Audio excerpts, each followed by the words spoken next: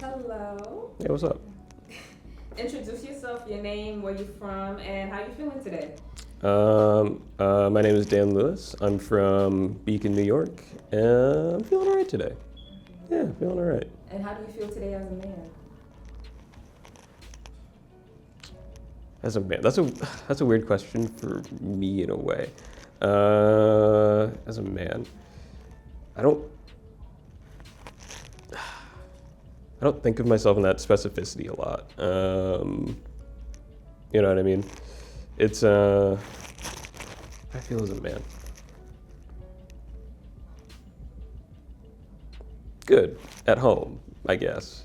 Good at home? Yeah, I feel comfortable in the masculinity that I present.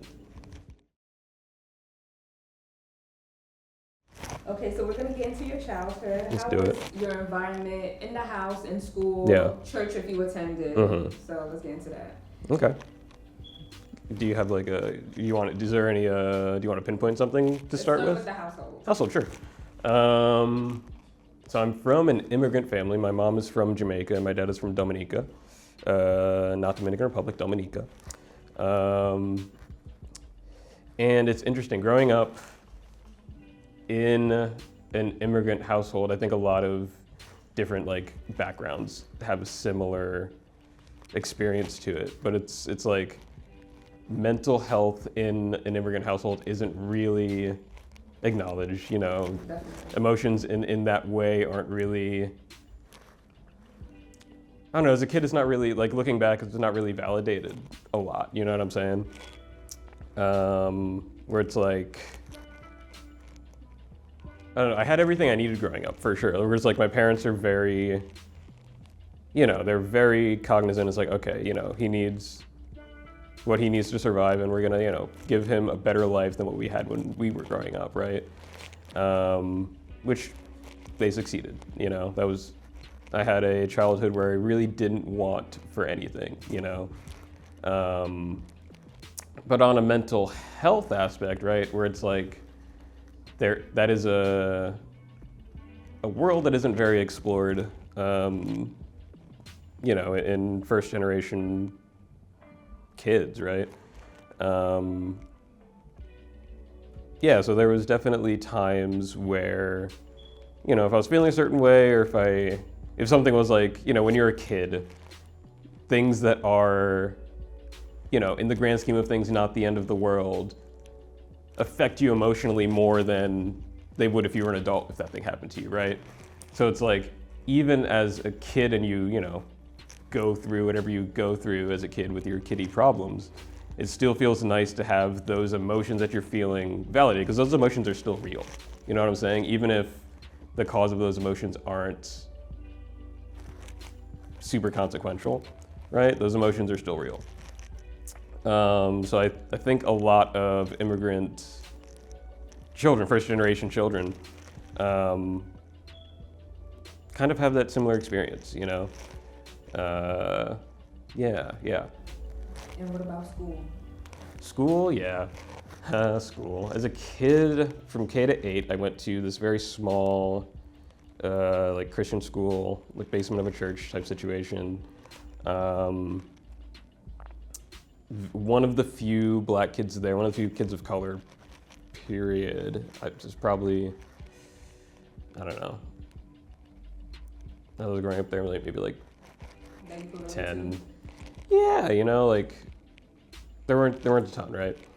I was also like a smaller kid. I was like a very like goody two-shoe type situation, right? So yeah, I got bullied quite a bit, like as a kid, you know, in that environment. High school got better, which was very funny in my opinion, where it's like growing up K to 8, I was at that Christian school, and So private? private, yes, private school, relentlessly bullied, but being told that in public school you will get bullied more, went to public school, made some of friends that I still have today. Don't talk to anyone from K to 8. Oh, wow. Have some of the best friends I've, you know, that I still chat to, still talk to, you know, and just had like an overall better time oh, absolutely, 100%. Because it's like one was more diversity, so it's like you're going to find people who have not only diverse, but also similar, you know what I mean? Different but similar experiences in life. You're still kids, but like, you know, just being exposed to different things is just beneficial to any society. And like, I'll talk about a high school as a society, and this is like a little microcosm of a society. The more diversity you have that is accepted, the better experience everyone there is going to have. You know what I mean? Yeah. So I, you know, just met kids that I wouldn't have met otherwise, you know? And yeah, just huge net positive in my opinion. Would I ever go back to high school? No, you couldn't pay me. But yeah, it was just like an overall better time. Yeah. So based on going from private school to public, were there any times you would express emotions to your parents about? Like, you said you were more likely bullied in... Yeah. You were more bullied in private school. Mm-hmm. So were you able to tell your parents you were being bullied for that? Yeah, we talked about it. Yeah, I mean, any action or inaction taken, you know, towards solving that problem, I don't know, kids are mean. You're never gonna... Yeah. Where we at? This side? No, because it was on the mic, that's why. Oh! Heard. I'll fix that. You're good. What was it again? Tee me up again?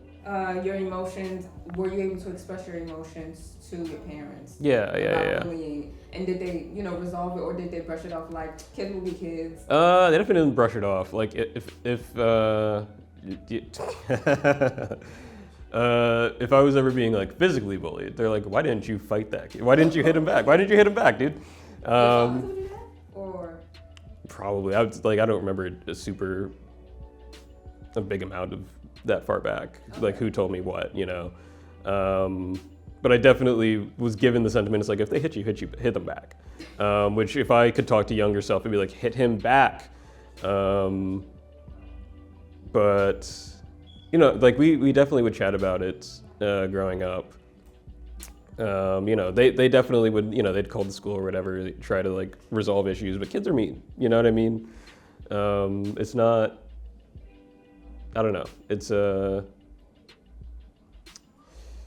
don't know. Yeah, like we definitely talked about it. Like it definitely didn't get better though until I, you know, changed schools. That's just, you know, how it is, you know. So was your father present in your life, or did you have a father figure to look up to? Yeah, my dad was there front to back. My dad is still there. Uncles, grandfathers as well? Uncles, not, like most of my family, like, cause we live, you know, a little bit upstate. Most of my family lived down, like, in the city or like, you know, in other places. So I didn't really see a ton of like my uncles or whatever, like male, like other male family members, or like I don't have like a ton of male like cousins. Like a lot of my cousins are women. So like I, you know, didn't like have a lot of other male family members, you know. But yeah, my dad was there front to back, for sure. My dad is still there. Were you able to like talk to your dad? Like one-on-one? Yeah. I wouldn't. So my dad is very like, you know, blue collar immigrant father. Right. Very much more like an acts of service father than like an emotionally mushy father. So like, it's definitely like a thing I picked up on growing up. So like if anything like emotionally was coming up, I would be like, that's not his area of expertise. You know what I mean? Like, yeah, like I wouldn't really go to either of my parents for like feelings stuff. I kind of learned that early on. That they were closed off? That they were a little closed off, that anytime that I would go, you know, for like any like mental health advice, it wouldn't really, I'd come back not really like feeling better, like I wouldn't get what I needed. Okay. As far as like emotionally wise, right? So like a lot of times, like especially high school, I talk to my friends, and they, still kids, right, in high school, but it was easier to talk to someone who you could at least relate to in age, or, going through the same stuff. It's interesting, because in high school I had guy friends and I had friends that were girls, right? So like depending on what was going on, okay, this is a guy friend situation, okay, this is a girlfriend situation, you know what I mean? Whereas like if I needed more emotional mental health situation, I would go talk to my friends who were girls, you know what I mean? Whereas like I definitely had guy friends, they were definitely not like toxic or anything, not like super toxic or anything, but like there were things where it's like, oh, okay, this is more mushy, I'm gonna go talk to Lisa about this, From high school to now, would you feel comfortable talking to your dad about your mental health? Or would you feel more comfortable talking to your peers, friends and whatnot? Got you. I think now, like by default, I would probably still go to a friend. But I think now I'd be more open to trying, you know what I mean? It's interesting because I'd be open to trying, but then there's also when you're talking to someone and you have to explain things that you know intuitively, you know what I mean? It's extra work, you know what I mean? It's like, okay, I'm coming to you for help, but I still have to do work to explain to you to give you a foundation of what's even going on. There's still I have to explain elementary things, you know what I mean? Where it's like we have to, I say it like this, where it's like we have to be using, if we're talking about a topic, we have to be using the same toolbox to talk about that topic, you know what I mean? So if I have to I have to build a new foundation, I have to buy you new tools to even to have a conversation for myself. You don't feel like talking to that person. It's a little bit more extra work, you know what I mean? And it's not like a dig on anybody, you know what I mean? But it's easier to go to someone who okay, we're talking the same language, you know what I'm saying? Yeah. So, based on how you were raised with your father, did you find, or did you notice any repetitive patterns that your father did that you ended up doing? So the way your father treated your mother or any of your siblings or cousins. It's interesting. Yeah. That's something, right? Because hit me one more time. Because did you start off closed off, and then eventually did you open up to people? Maybe not to your father, but maybe to your friends. For sure. Yeah. Okay. Cool. I think as far as patterns that I've adopted from my dad, right? I think if we were talking maybe 10, 12 years ago, right? I definitely was a more emotionally closed off person. I definitely didn't talk as much, maybe? Yeah, I didn't talk as much, period. But I also I didn't have the language to begin to talk about my own mental health. And you're also the oldest, if I'm not mistaken. I'm the oldest, yeah. Right. So it's that's also, I'm the oldest son, right? I didn't come up having the tools to talk about my own emotions or having the comfortability to talk about my own emotions. It was very difficult being vulnerable with people, right? But as time went on, from then to now, I've definitely opened up way more to people. I definitely I find myself having conversations with friends or in therapy or here, where it's I'm finding myself I'll be in that conversation situation and be oh, I'm talking about my emotions and it's cool. You know what I'm saying? This is realizing it consciously, where it's oh, I'm doing this and it's fine. I couldn't do this 10 years ago, right? Whereas that's definitely a thing where it's I started out closer to how my dad would, be in a situation where it's we're talking about emotions, right? Mm-hmm. But the evolution of that has brought me to where I'm at today, right? So there's a lot of things that I haven't adopted or that I've unlearned and relearned in a different way, right? But there's also like positive shit that I picked up from my dad, right? Like a thing that I noticed as a kid about my dad was that my dad, even if it would like inconvenience him, or if he didn't really want to do a thing, if he was helping someone out, he'd be like, yeah, I'll do that. You know what I mean? Okay. So like that's definitely a thing that I've That's a good picked up a character lot. trait. Yeah, that's definitely a thing that I picked up a lot, where it's like, maybe I don't necessarily want to do this right now, but it's like, if this is going to be a net positive to someone else to help them out, I'll take 10, 20 minutes of my day to help somebody out do something, you know? That's definitely a thing that I recognized in my dad, that I was like, yeah, I'm going to keep that going. You know what I'm saying? Yeah. And based on your upbringing, and you at your older age, Mm-hmm. do you see yourself as a dad? Do I see myself as a dad? Yeah. It's very funny whenever people ask me, it's like, do you ever see yourself as a dad? I'm 28, right? I'm pretty sure my parents were married by now. I don't think no, they didn't have kids yet. But they were married. I think they were married by now, or like, you know, dating or whatever. And people are like, do you want kids? Do you want to have kids? And it's like, at this stage of my life, I cannot fucking see that. But I always say, it's like, I can't see that for myself right now, but I think I would make a very good dad. That's what I say, you know? Like, I feel like I have worked my way, I feel like I've done the work to be able to give a kid the tools that they would need to, you know, navigate growing up, you know, navigate their mental health, navigate just being like a healthy minded human being. You know, I feel like I have those tools. I feel like I can still work on those tools, but I feel like I have the baseline of those tools, right? So do I see myself as a dad? I could be a pretty damn good one, I think. Okay, just not now, at the moment. No, not now. Not now. Maybe 10 years from now? Maybe 10 years from now, yeah. Okay. 10 years from now is a reasonable number, I think. Yeah. Entering adulthood, Yep. what are some habits that you've picked up that hurt people due to anxiety or depression, or you were just mad, or, you know, act like a little frustrated at the Yeah. moment? Even if it was towards your loved ones or even towards your Yeah, strangers. okay, word. Shit. All right, shit.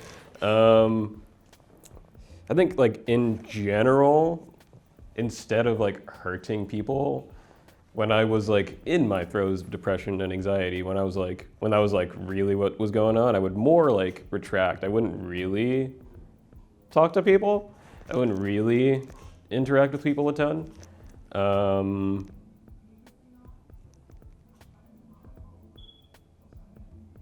'Cause I don't think I've like hurt any friends. Like maybe in like that reclusivity, maybe hurting my friends a little bit, just in that way of like just not being there a ton, right? I think Q. This is fucked up. I probably have hurt my parents a little bit. You know, I've probably. Oh, Caribbean people, yeah. Yeah, like I've probably said or done some things that are like still valid to me, you know what I mean? In a as far as like, you know, what I needed for myself at the time, you know what I'm saying? Where it's like, okay, I need to back off, or I need to like not talk to you for a minute, you know what I mean? Where it's like, cause I think like going back to like when we were chatting about This childhood. yeah, where it's like I didn't go to them. They would come to me, you know what I mean? You know, they come to me, it's like, hey, are you good? Type situation, right? And I would kind of be a little cold, you know what I mean? Is it like you guys got into an argument and they were like, are you good, you need food? So- Type of situation? Because a lot of people Sometimes it could be like a little argument, maybe. Or just like I'd like stonewall them, you know, I wouldn't want to talk to them, you know, for whatever reason.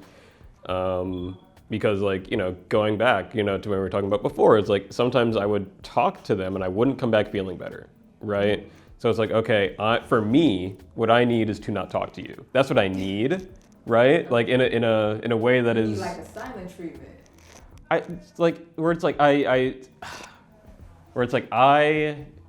don't feel better when I talk to you, so I'm not gonna, you know what I mean?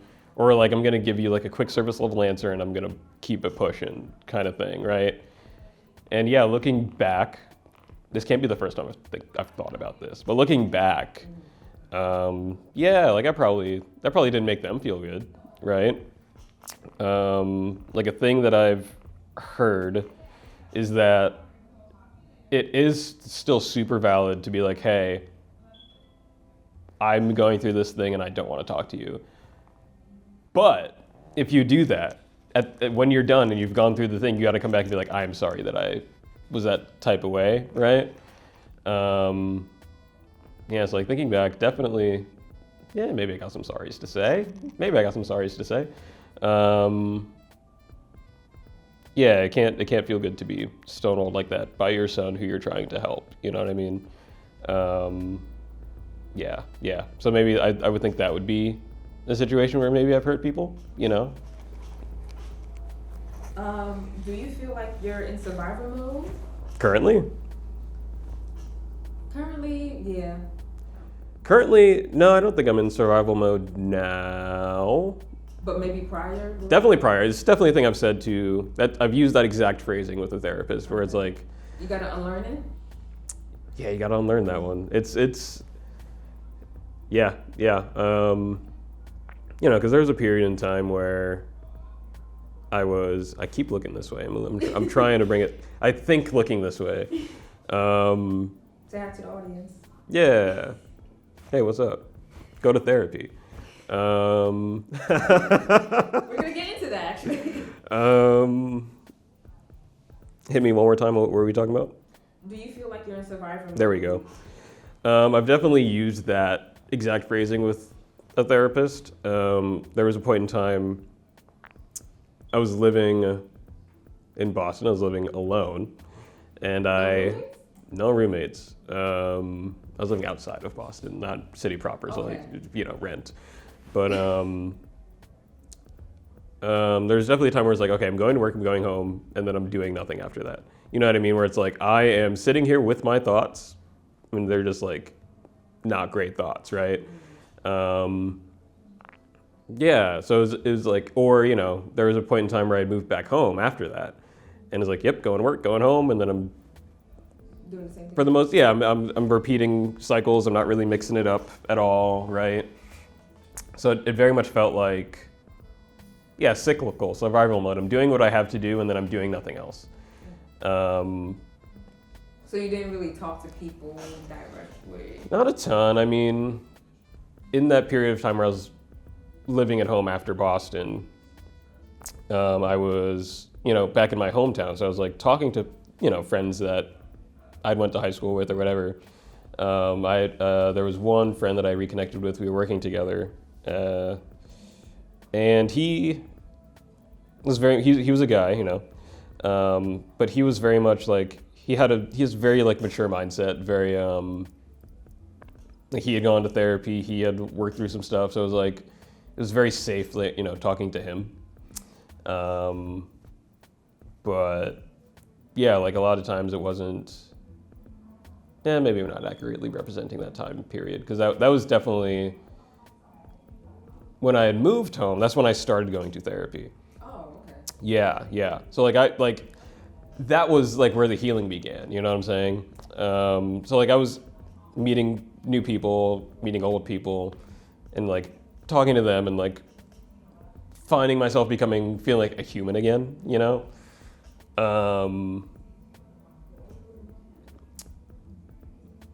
But yeah, I was coming out of survival mode in that way, right? Kind of coming out of your shell a bit? Yeah, exactly. Yeah, whereas like I'm feeling way better. Like people were noticing in that time period that I was feeling way better. Even more recently, like having moved to the city and like being closer to friends that I had like gone to college with, and like people that I consider like my closest circle, they're like, you look like you're doing real good, dude. You look like you're doing great. So I've come out of that. I've come out of it for the most part. There's still like, we still slip, We still have days that are, different than others, days that are better than others, that are worse, Like the way I think about depression is like allergies, where it's like, It's like where it's Like like seasonal. these days, you know what I mean? Like before when I was like deep in it, it's like this is, you know, a chronic disease that I'm dealing with every day. But now I think of it as allergies where it's like, okay, most of the time I feel, you know, pretty good, you know, in this season of life, right? Most of the time I feel pretty good. But every now and again there's a day, you know, where it's like, oh, bad day. Ugh, you know. Kind of like allergies when you don't take your Claritin, right? So that's kind of like the mindset that I've switched it to, where it's like, this isn't a thing that I am, it's a thing that I have, Okay. you know? Yeah. What are you struggling with from the past? Yeah. You know, you said silent treatment, and you know, what are some habits you're letting go of with that? Because, I mean, you did say therapy is helping you learn some things Yeah. too. Okay, cool. Because I think like I was talking about like what I was doing to cope. Those were like coping mechanisms. I think like I need to go back to like root causes of why I'm using these coping mechanisms. So like, you know, we talked about like as a child, you know, bullied, didn't really have like a lot of mental health support as a kid, right? So like what that breeds is, you know, low self-esteem. It breeds like, don't really have a high, you know, opinion of yourself, you know? It's harder to go out and like talk to people, you know? It's harder to like meet new people. It's harder to make new friends, stuff like that, where it's like loneliness is like kind of what it is. That's like the root cause of everything, right? Which is like huge these days, right? Where it's like the male loneliness epidemic, right? Yeah. I'm not to put it in quotes or whatever, but like that's a huge thing where it's like it's a huge contributing factor to like why men are not mentally healthy. It's a huge contributing factor, you know, as to like not going to therapy. That's like a huge. It's a huge reason why you're familiar with like this manosphere stuff, this like Andrew Tate type, you know, Andrew Tate, fucking, what's his name, Clavicular, these guys that are massive misogynists because they're like, women don't like me. And it's like, women don't like you because you're a dick, bro. Like women don't like you because you don't know how to like be emotional. You don't know how to tap into like a softer side of you. You're afraid to be feminine. You're afraid. You're a misogynist, and that's why you fucking suck. That's why right, exactly, right? Like there's I don't know. I feel like that is a huge contributing factor to. They're having a party out there. It's a huge contributing factor to like mental health issues in general with men. You know, like there's this phenomenon where it's like men think therapy is weak, men think therapy is like feminine. It's like you're so scared of being considered gay because you're talking to a therapist about your fucking problems. Like, no, that's what's wrong with you.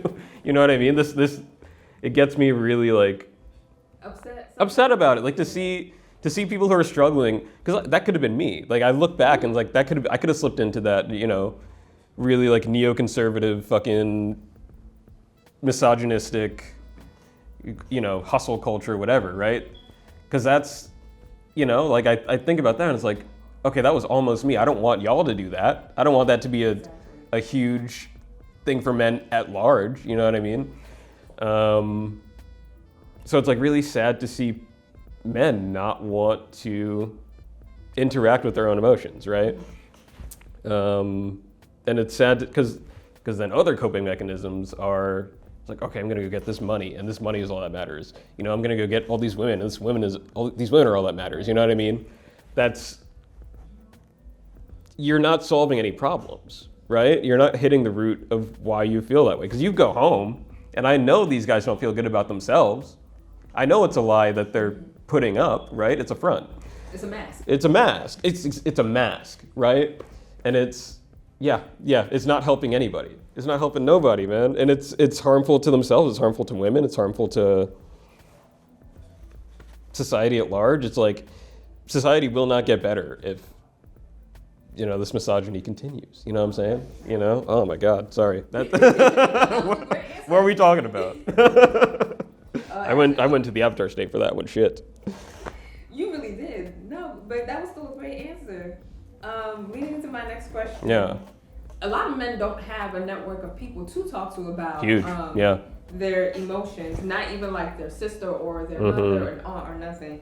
So do you yourself have a network of people who support you through your Oh, hell struggles yeah. and challenges? Hell yeah. I have some of the best friends in the goddamn world. Like, the circle that I've surrounded myself with really, really is the kindest and most supportive people that I could find in the world. Like, I love my friends to death, and I've surrounded myself with people who are mentally healthy or on the road to mental health. You know what I mean? Yeah, like my community is great. I couldn't ask for better people to like spend time with. Yeah. Yeah. Now, you as a man, you yourself have gone to therapy, so you are holding yourself accountable. But how else can what other ways can you make yourself more accountable for certain stuff, especially at your age? Myself, like Yeah. me. Accountability. It's a big topic. Yeah. Me, myself. Yeah, I feel like for me, it's like noticing when I'm, slipping into a bad old habit, right? So how do you notice that? Because some people don't realize. Yeah. Someone else points it out for them. Yeah. It's you got to be self-aware. You got to, you got to like sit and like introspect, right? You got to like actually be like, okay, you got to ask yourself questions, right? You got to be like, if you find yourself in a situation, you're like, okay, what would old me do in this situation? What would new me do in this situation? Like for me, it's like if I am, Friday night, whatever, right? And it's like, I should hit up a friend and like not be alone in the crib right now, right? It's like I simply reach out to people. Yeah, exactly. Is where it's like a thing that I try to do is like I reach out to people more. A thing that I do a lot is wait for other people to reach out to me. I think one like example of something concrete that I've done is like maybe a couple months ago. I was like, I'm gonna be the host of an event. I'm gonna plan something for me and my friends to do, right? So I planned like an entire karaoke night, and we went into Manhattan. We did karaoke because I said, "Hey guys, who wants to do this? Who wants to hang out with me?" Right? Where it's like, okay, I was like, okay, and that teaches you. It's like, oh, okay, I have the power to not be alone. You know what I'm saying? Or like another thing is like, when it comes to like holding yourself accountable, you have to like see what your actions do to other people. You know what I'm saying? So it's like, back to the earlier question of how what you do affects other people. Yeah, right. Where it's like, okay, you live, do the memes, like we live in a society. Yeah. Where it's like you live in a place where your actions affect other people, Yeah. right? So it's like you have to, anytime you're like, okay, I'm stonewalling someone who's like cares about me, or you're, like I'm not a very like outbursty guy. I don't really. Yell? No, I don't really yell. I don't really. That's not like a thing. Raise your voice? Not at other people. It's like I'll get mad at like politics or whatever the fuck, but like I don't really like one-to-one yell at people. I try my best to like communicate as a mature adult. Like you know what I mean? It doesn't help anybody to like, unless it's like really, really justified, and there are justified crash outs for sure. But it doesn't really help anybody if you regularly pounce on people all the time. It doesn't help anybody, right? So like I try to communicate maturely as much as I can, right? So I never really have done that sort of thing. But it's like, hey, yeah, it's like, or if you like make a commitment to somebody and you're like, drop out of your commitment at the last moment, like that's the thing I would do. I try not to do that anymore. It's like, when you have people relying on you for certain things, you can't drop, you can't flake that often, right? So it's things like that where I try to be there for people as much as I can especially when I say I'm going to, right? Right, actions over words. Yeah, exactly. Yeah. Okay, so do you feel safe in this world today? I don't want no vague answers either. Uh-huh. Be very thorough. Do you feel safe in this world today? Why or why not? And do you believe social media plays a role? Pros and cons of that. Hang on. Do I feel safe? What? Do I feel safe? As a man in this world. It's a patriarchal society, so. Do I feel safe as a man in this world? You're a black man too, so. Yeah, that plays into it. There are, as far as feeling safe in the world, as a black man, wholesale, not. I understand. It is not lost on me that I am still a man who does benefit from the privilege of being a man, you know. But there are certain things, you know, where it's like in the back of your mind, it's like, oh, okay, I don't know. It's living in America right now, 2026. It's March 28th. What? ICE is on the street. You know what I'm saying? Like, there's things that are in the back of your mind as a black man that you don't really feel safe all the time, right? It still feels like there's, you know, a target on your back that, you know, you go through the world and it's like, okay, this is in the very back of my mind, where like you're trying to live life, but something might happen just because you are who you are, right? Yeah, so that definitely affects, probably subconsciously more than consciously, you know, a day-to-day existence, right? I don't think I generally feel unsafe, but I could feel safer. I'd put it that way. Yeah. And do you feel social media plays a role into that? In safety? Or just in general for men and their mental health? Especially because, you know, post 2020, I think, a lot more people are on the internet expressing their opinions. So. I think it can go both ways as far as how social media affects men's mental health, right? Because there's different sides of social media, right? There are, the side that I'm on is definitely more mental health focused. It's definitely, you know, softer, you know? Whereas there's a side of social media where it's like, you know, we talk about, again, the Andrew Tates, the claviculars of the world, where it's like they are a net negative to society as a whole, right? Where it's like they are poisoning the minds of young men, right? To be, you know, misogynist, to be less in touch with your own humanity. That's kind of the way I look at it. Where it's like they are reaching so many, you know, high school men, middle school men, right? With poison, with brain poison, right? And that's just, you know, you can't expect to live in a good society if there is a massive population of people that think that way. You can't.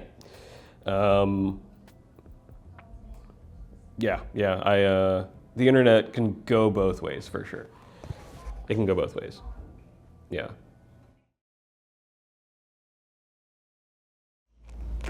Okay, so we're gonna get into self-care and wellness. So what are some personal goals you would like to focus on to improve your mental health? Oh, yeah. Cool. I think one big thing, because I've been doing it on and off throughout different points in my life, going to the gym, just like I hate that they're so right about that being good for everything. I hate that they're right about that. Where it's like I would actively go to the gym. Maybe a year ago, I'd go, 2-3 times a week.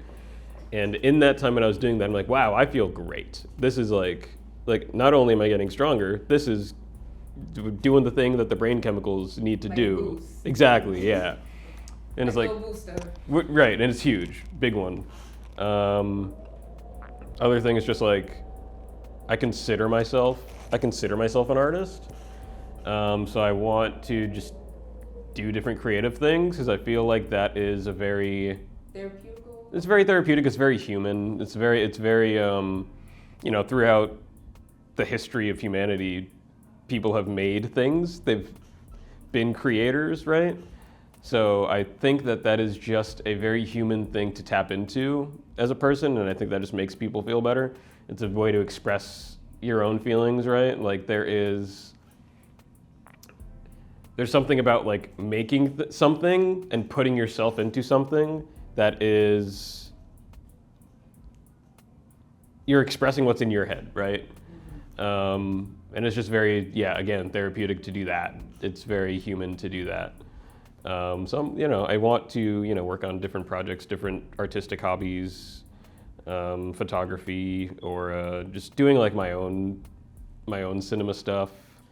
Or I'm writing like this like D&D campaign, or like doing like a little world build situation where, it would feel like really fulfilling to finish that. Or just like being just a more, like I want to be a person that takes more initiative with things, whether that's, socially or professionally or artistically, right? I think that is like a very good like self-worth builder. Like once you start seeing, it's like, oh, I myself can affect change just like in myself. That's a very good, like, it's very good practice, right? To see that you can make things happen. And it's just it's just a great self-esteem booster, I think. Yeah. Well, you basically answered my next question, but you can add on. Yeah. What are some self-care stuff that you're doing, Are you getting enough sleep? Are you drinking enough water? Are you reading more? That's another thing, like getting enough sleep is, I hate that they're right. I hate that they're right. That getting 8 hours of sleep changes things, right? I've been sleeping pretty good recently, and I know that's a game changer. Eating healthy is a huge game changer. I'm working on that. I have my phases of eating healthy and then not eating healthy again, but it comes and goes. It comes and goes, yeah. Like when you're eating healthy, you're like, yeah, I feel good about myself. This is good. What else we got? Just therapy. I was going to therapy. I went to therapy for about a year. I'm not in there anymore just for financial reasons. But if the bread goes back up, I will be back in a therapy, in the office. I'll be back in the office. That was huge. That was like the foundation of like, the evolution of where I'm at right now, which is still like I'm not like fully where I'm supposed, where I want to be, but it's definitely like their turning point, right? What else we got? What else can we do? Drinking enough water? I didn't bring any with me today, so evidently no. Or just like, talking to people, being vulnerable, practicing being vulnerable. I've got a really great roommate who like my friends set me up with. They're like, you would go great with him, you guys, similar places in life, whatever. And it's fire. It's fire to have somebody that lives with you and you can be like, hey dude, this is how I'm feeling right now. And I'd be like, oh, word, talk to me about that. Or vice versa, Fucking love that guy. Shout out Grant. Just, I don't know, it's all practice. That's all being a human is practicing, getting better. Okay, so what is something you're looking forward to in the future? That's interesting, right? There was one therapy session I was in where my therapist was like, tell me like what your ideal day looks like, like when you get to where you want to be, right? So I explained it to her. I dug deep and like, okay, what would I really like to see for myself, as like an ideal day. Why am I talking about this? What was the question? Something you're looking forward to about the future. Damn it. Yeah, so we went through my ideal day, and I realized like recently, I was like, oh, I'm like halfway to like my ideal day, like on a day-to-day basis. But just like I'm looking forward to like really self-actualizing and like really like building a life for myself that I'm like proud of, that I'm comfy in, that I'm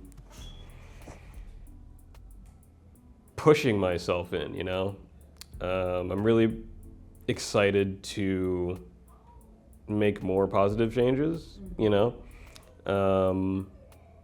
Career changes, creativity changes, social changes, right?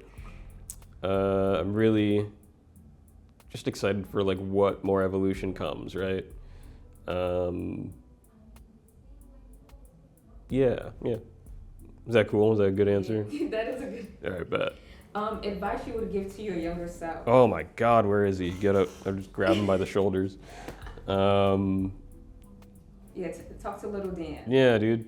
People aren't so scary. Fucking go talk to some people, you know. Go talk to some people. Punch that kid in the face. You can't put that in there. You can. I give you permission to put that in there if you want. You are going to find so many people that fucking love you when you know, like, you know, it's gonna suck for like the next, how old am I? If I'm 10, yeah, it's gonna suck for the next 8 years maybe. But you're gonna find some people that really, really love you. You're gonna find some people that like see you for who you are, that want the best for you, you know. I think that was like a huge thing as a kid where it's like I felt very lonely. But now, can't say that anymore, you know? Yeah. You're gonna find like a really good group of people that like really fucking love you. Yeah. And at this moment, what is something you are most grateful for at this current age in your life? Ooh, okay.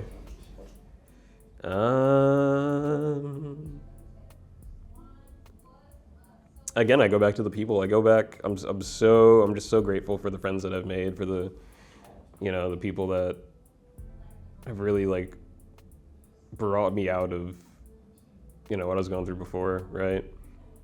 Have like boosted my self-esteem, not through the roof. We're still in the house. We'll boost it through the roof soon. Yeah, but the people who like, I can't thank them enough for like just being my friends. You know? Yeah. I'm really grateful for the people that I've met. What are some of the biggest obstacles that you've noticed the men community face? Because you mentioned the epidemic earlier. Yeah. There's,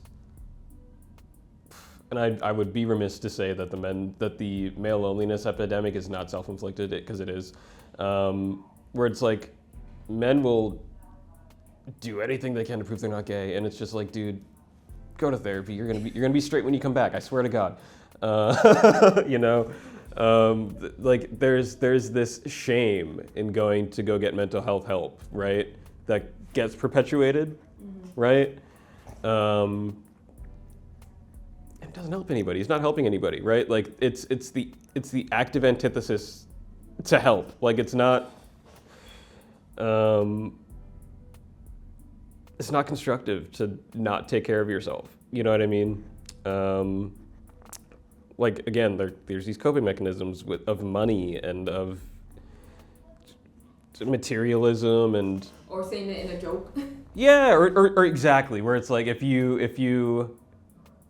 know somebody that's going to get mental health help, you clown them, and it's like, no, that's like they are morally better than you. I will say it, like like they're better than you for going to get help. You know, there's this like fear of introspection. There's this fear of like asking yourself, okay, am I helping or hurting right now? You know what I mean?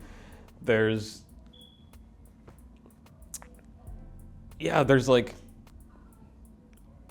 I don't know, misogyny going on that's like you're hurting yourself, you're hurting the male community, and you're hurting women too. Like it's not like there's so much work to be done that you're afraid to do. You know what I mean? Yeah, and that's just not helping anybody. It's not helping anybody. I don't know what else I got. Well, my next question is, Yeah. why do you think men avoid therapy? But you literally just mentioned I keep saying it. You literally keep saying I keep saying it, dude. Okay, why do you think a lot of the elders don't go to therapy? Ooh.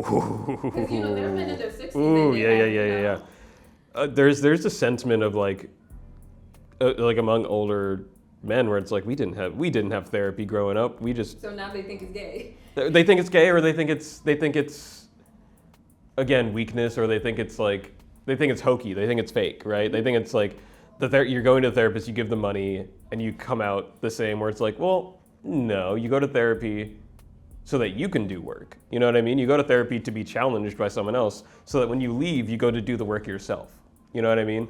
The therapist is going to ask you questions that you've probably never thought of before, because you've never had that, right?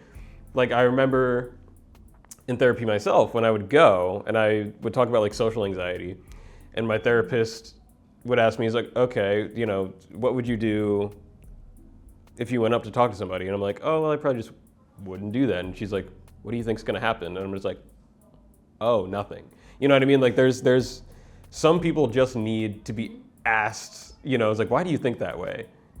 And then they go and they're like, they never sat down with it's like, oh, huh, why do I think that way? You know what I mean? I think a lot of elders they're stuck in a way, right? They don't want to leave that mindset because that's what they're used to. Yeah, exactly. They're comfortable in that toxic pattern of thinking. And it's like, it's not a good place to be. And I still think they don't feel good if they're not addressing these things, if they're staying in their comfort zone. They're not comfortable. This is just what they know. You know what I mean? They don't feel good about it, but it's like it's a fear of going to change something, right? They don't like change. Change is hard, and change is scary, right? Like going to therapy for the first time is scary when you're 28. I'm sure it's scary when you're 60, But it's like you gotta jump the shark sometimes and just do it. I don't know. Yeah. So what do you think we could do more as a community for mental health? Yeah. Like how can you encourage men to seek help? Yeah. I think it's, even if you're not a therapist, doing like a little bit of that poking, right? Where it's like, if someone expresses an idea that is toxic or is negative, you go, why do you think that? You challenge them, you know what I mean? Give them a little something to be like, hey, I've heard you say that, why do you say that? Hey, I've heard you believe that, why do you believe that? You know what I mean? A lot of men will give you an answer that is not good, but is good to them, you know what I mean? I think it's challenging, like openly challenging these patterns of misogyny, openly challenging, like the traditional thought patterns, right? And I think it's on men to do it to other men, right? I don't think we should burden women with this shit. I don't, like they're not, a lot of men will get girlfriends or wives so that they can have a mom, and it's like, that's not their job. That's we gotta work on that ourselves as men with other men, you know what I mean? Listen to women, listen to them for sure, but it's not their job to make you better. It's not. Yeah. What is something you want everyone that's watching right now to know about men's mental health? Like what would you describe it? Top 3 words, if you could come up with 3 words.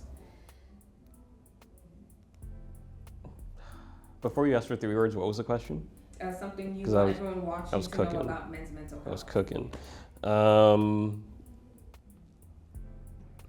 It's not soft to go find some help. It's not soft. It's probably the strongest thing you can do, actually, to be like, admit that you need some help and go find someone to help you and become a better member of society. I think that's the strongest thing you can do. It's not soft. Okay. Yeah. And anything else? You can look at the camera this time. I was looking at the camera for that. I'm talking to y'all. Anything else you would like to add before we end?